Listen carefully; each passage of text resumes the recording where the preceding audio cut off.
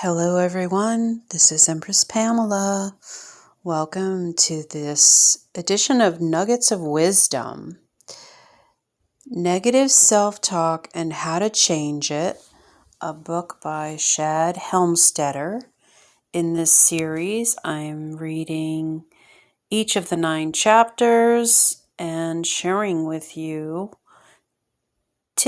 pro tips on how to change our negative self-talk, where it comes from, and such. And I hope you find this series helpful, positive, uplifting, and something you can use in your daily life. I know that I can. This was a book that was gifted to me by my brother on my birthday recently. So I wanted to share it as a tool to help all of us on our journeys for healing. Yes. Chapter 5, right here. Negative self-talk in the brain. Okay, sounds like we're going to get scientific, perhaps. Let us see. Chapter 5, Negative Self-Talk and the Brain. The process by which the human brain creates, stores, and acts on your mental programs is somewhat complicated. I'll simplify the process here to give you an overview of how it works. To read an in-depth look at self-talk in the brain, see my book, The Power of Neuroplasticity by Shad Helmstetter, PhD. The neuroplasticity of your brain. Neuroplasticity refers to your brain's ability to form new neural networks and connections based on new input. This process takes place throughout your lifetime. This means that your brain is always learning and it is always changing. New learning or experience actually changes the physical structure, the wiring of your brain. Research into the brain's neuroplasticity has opened new doors of treatment for stroke victims, as well as people who struggle with dyslexia, learning disorders, and even brain damage. The key here is that research in the field of neuroscience has identified the link between your thoughts and how your brain is wired. What you experience, what you think, and what you say changes the synaptic connections in your brain. And that means that what you have been thinking and saying without being aware of it has been wiring and changing your brain. Your brain believes what it is told most. Deep inside the workings of the human brain, there is no actual truth. The part of the brain that stores all of the messages you have received accepts what it is told most often. It then plays back to you the strongest messages it has received, and it plays those messages back to you as truth or fact, whether the messages are actually true or not. That's why you can believe in one political ideology completely when the other half of the population, many millions of people, believes in the opposite political ideology. And you and all of them think that your own beliefs are correct. A perfect example of this is that many people, when voting, are actually voting based on their programmed biases, not on the actual qualifications of the candidate. What you believe about anything is not a measure of its correctness. What you believe about anything is a measure of the programs you have that support your belief. Just as with your political beliefs, your brain has stored an immense number of programs about you, everything you believe to be true about you. However, what your brain has collected and stored about you may not really be true at all. It is just the sum total of the programs you have received about you, both from the outside world and from your own self-talk. A lot of those programs may be wrong, maybe most of them. If enough of your programs are negative, your self-talk will also be negative. Your self-talk is the result of the programs you have that are the strongest. Negative programs equals negative self-talk. Neuroplasticity and repetition in the brain. We have learned from the field of neuroscience that because of the brain's neuroplasticity, its ability to continue to change itself throughout your lifetime, the most important chemical process necessary to wiring or rewiring your brain is repetition. The brain is designed to pay attention to and store the messages that are repeated most often. A message your brain receives only once will be stored in your brain's short-term memory, only briefly. It doesn't become wired into your brain's long-term storage files. But when the same message is repeated frequently, usually over time, your brain begins to form new neural connections. It wires the new message into and connects it with the vast neural networks of your conscious and unconscious mind.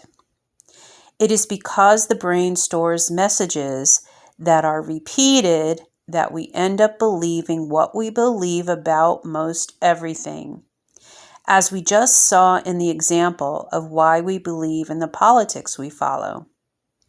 It is also because the brain stores and wires in repeated messages that you end up believing things about you that you tell yourself most often. The complete you that you believe you are today is the combined result of years of messages, both from the world around you and, most importantly, from your own self-talk. Whatever messages you got from the world you live in, combined with what your experiences have caused you to say to yourself in your own self-talk, have created everything you believe to be true about yourself today. Some of the messages your brain received about you may have been true, but many other messages your brain received were not true at all. And together, those messages through repetition have created what you believe about yourself, your life, all of your opinions, and everything you believe about who you are today is the result of the repetition of messages to your brain. If the programming of the brain is based on repetition, and if your own self-talk is negative, what is the only outcome you can predict? Remember, we continually repeat and replay the programs we get most often. And the strongest program always wins. The key to failure is the repetition of a belief in failure. Negative self-talk is the repetition of a belief in failure. Your prefrontal cortex. At one time, skeptics believed that positive thinking was nothing more than wishful thinking, and that the idea of positive thinking was something you could read about in a self-help book, but it wouldn't really make your life any better. However, subsequent brain research has shown an entirely different story. People who have trained their brains to think in the positive actually wire more neural networks into the left prefrontal cortex of their brain. That's a part of the brain that helps you seek options and alternatives, helps you find a better way to deal with the problem, and puts you into positive action. And what about negative self-talkers? People who habitually think in the negative wire more neural networks into the right prefrontal cortex of their brains. That's a part of the brain that causes you to shut down your options and get the heck out of there. It puts you into escape mode, fight or flight mode, and stops you from taking the action you should be taking. Negative self-talk and your subconscious mind. Your subconscious mind makes most of your choices for you without you being aware of it. That's kind of scary because as much as 90% or more of your mental programs are hidden from you. They are buried in your subconscious mind. It is safe to say that you have virtually tens of thousands of programs that are directing your life right now, and you are not actually aware of what most of those programs are. I mentioned earlier that in the average individual, 77% or more of their unconscious programs are negative. This means that not only is your subconscious mind silently making most of your choices for you, but it is also making those choices based on programs that are mostly negative. When a family member calls unexpectedly, what is the first thought that comes to your mind? Do you automatically think good news, or do you immediately fear bad news? When you're about to step on the scale to see what you weigh, what do you think first? When you hear that someone has said something about you on social media, what thought is going through your mind as you go online to read it for yourself? Your thoughts, thousands of them each day, are controlled by the programs you have spent years storing in your subconscious mind. If you program the navigational computer on an airplane to fly in a particular direction, that is the direction the airplane will fly, even if it's the wrong direction. If you program the directional computer of your own brain to send your thoughts and your actions in the wrong direction, that is the direction your thoughts and your actions will be programmed to go, even if it's the wrong direction.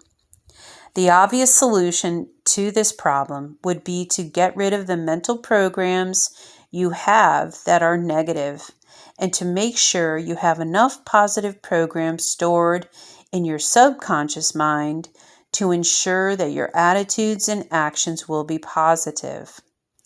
But the dilemma has been, how do you get rid of negative programs when they are hidden, when they are buried deep in your subconscious mind and you don't even know what they are?